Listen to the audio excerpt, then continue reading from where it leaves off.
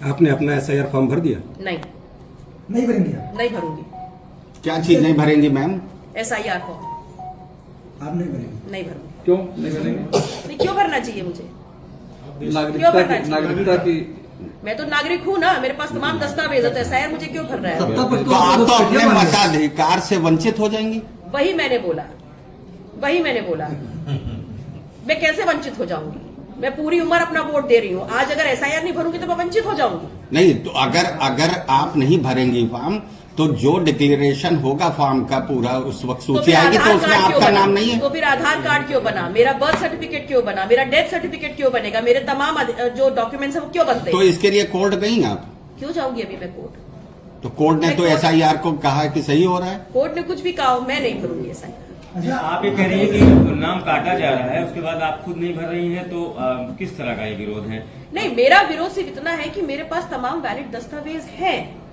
तो अब आप अगर मेरा नाम काटते तो किस आधार पे काट रहे हैं? क्योंकि मैं तो लगातार वोट दे रही हूँ, मेरे तमाम दस्तावेज हैं, तो अब SIR की जरूरत मुझे क्यों है? चुनाव आयोग तो आपसे 14 प्रपत्र मांग रहा है ना, दीजिए आपकी, आप यहाँ से कब रहने वाले तो हैं? देखिए, ऐसा है, मेरे पास वो तमाम प्रपत्र जो है वो मुझे गवर्नमेंट ऑफ इंडिया नहीं दिए। या तो गवर्नमेंट ऑफ इंडिया ही वही तो मांग रही डिक्लेयर है करे, सरकार। तो क्यों दूं बार बार? मैं बात तो वही है, मैं क्यों दूं?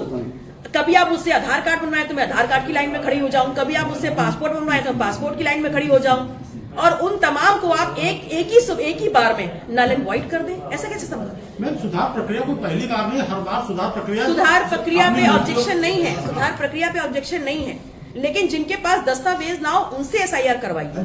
मेरे पास तमाम दस्तावेज है जो वैलिड है बाय गवर्नमेंट ऑफ अच्छा इंडिया। मैम, अखिलेश यादव तो भर दिए, आप मतदाताओं से क्या अपील करेंगे? मैं मतदाताओं से सिर्फ इतना SIR अपील करूंगी, अगर आप SIR को ठीक समझते हैं तो भरिए, अगर आप ठीक नहीं समझते हैं तो आप मत भरिए।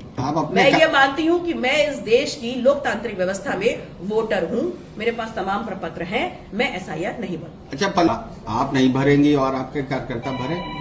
मेरे कार्यकर्ता भर भी सकते हैं, नहीं भी भर सकते हैं, ये उनका मानना है। जी बताइए।